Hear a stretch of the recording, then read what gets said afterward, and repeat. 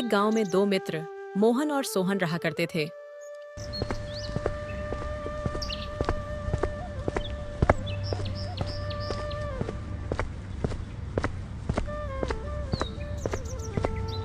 वे दोनों दोस्त एक दूसरे से बिल्कुल विपरीत थे। जहां मोहन बहुत धार्मिक था और भगवान को बहुत मानता था, जबकि सोहन बहुत मेहनती था। हर काम अपनी पूरी मेहनत और लगन से करता था। एक बार दोनों ने मिलकर 1 बीघा जमीन खरीदी, जिससे वह उस पर खेती करके बहुत फसल उगाकर अमीर बनना चाहते थे। सोहन ने कहा, देखो भाई मोहन, अगर हम सही से परिश्रम कर सके तो हमारी फसल बहुत अच्छी उगेगी, समझे? हाँ भाई, अगर ऊपर वाले की इच्छा हुई तो जरूर सफल होंगे। दोनों ने अपने अपने विचार बताए। सोहन तो खेत में जाकर बहुत मेहनत से खेती करने लगा, जैसे मिट्टी खोदना, खेत जोतना, बीज डालना। और मोहन खेत में खेती करने के बजाय मंदिर में जाकर भगवान से अच्छी फसल के लिए प्रार्थना करता रहता। हे भगवान, इस बार हमारे 1 बीघा खेत की जमीन पर बहुत अच्छी फसल उगा दीजिए। मैं आपका आभारी रहूंगा। फसल उगने के बाद आपको 21 नारियल का प्रसाद भेंट चढ़ाऊंगा। धीरे धीरे दिन बीतने लगे, महीने बीतने लगे।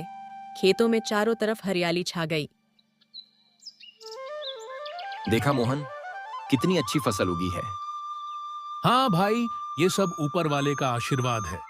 मैं तो रोज ऊपर वाले को याद करता हूँ। सोहन ने कुछ भी नहीं कहा। वो सिर्फ मन लगाकर अपना काम करने लगा। कुछ दिन बाद फसल उग आई। जमीन सुनहरी फसल से भर गई। मोहन और सोहन बहुत खुश हुए। सोहन ने आसमान की तरफ हाथ जोड़कर प्रणाम करके कहा,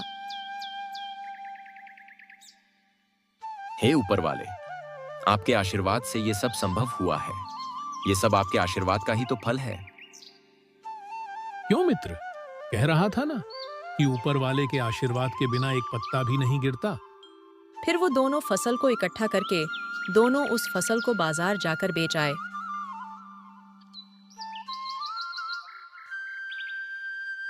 और उस फसल को बेचने से उनको अच्छे पैसे मिले। घर आकर सोहन ने कहा, इस धन का ज्यादा हिस्सा मुझे मिलेगा, क्योंकि मैंने खेत में ज्यादा मेहनत की है। ये बात सुनकर मोहन बोला, नहीं, धन का तुमसे ज्यादा हिस्सा मुझे मिलना चाहिए, क्योंकि मैंने भगवान से इसकी प्रार्थना की, तभी हमको अच्छी फसल खेतों में उगी हुई मिली और बाजार में अच्छी फसल के अच्छे पैसे भी मिले। इसी बात को लेकर दोनों में बहस होने लगी। जब वह दोनों इस बात को आपस में नहीं सुलझा सके, तो वह धन के बंटवारे के लिए दोनों गांव के मुखिया के पास पहुंचे।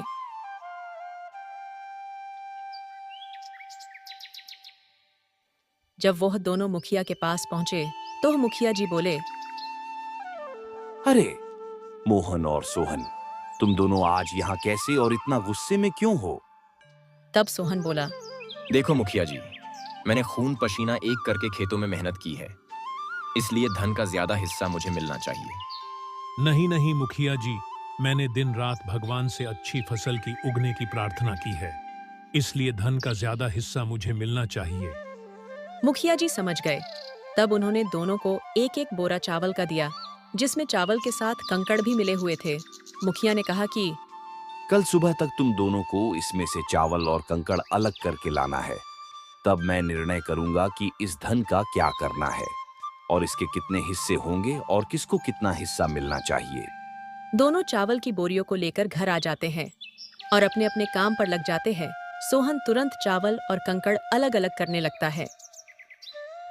कल सुबह तक सबसे जल्दी और सबसे ज्यादा चावल में से कंकड़ निकाल कर दिखाऊंगा, जिससे मुखिया जी का सीधा सीधा फैसला मेरे पक्ष में हो जाए और मुझे मोहन से भी ज्यादा पैसे मिले।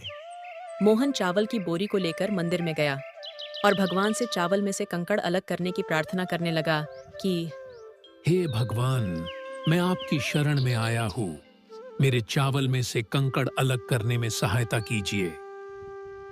उधर रात भर सोहन ने मेहनत करके चावल और कंकड़ अलग अलग किए।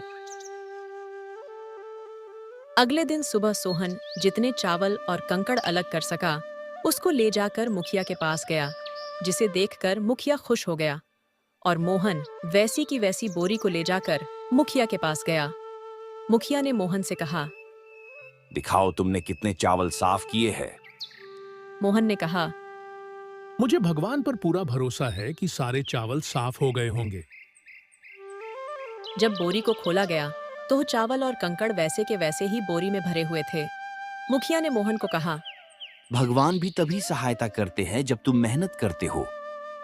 मुखिया ने तब फैसला किया कि धन का ज्यादा हिस्सा सोहन को मिलना चाहिए और मुखिया ने धन का ज्यादा हिस्सा सोहन को दे दिया। इस बात का मोहन पर बहुत गहरा प्रभाव पड़ा और पहर वह भी खेत में बहुत मेहनत से काम करने लगा।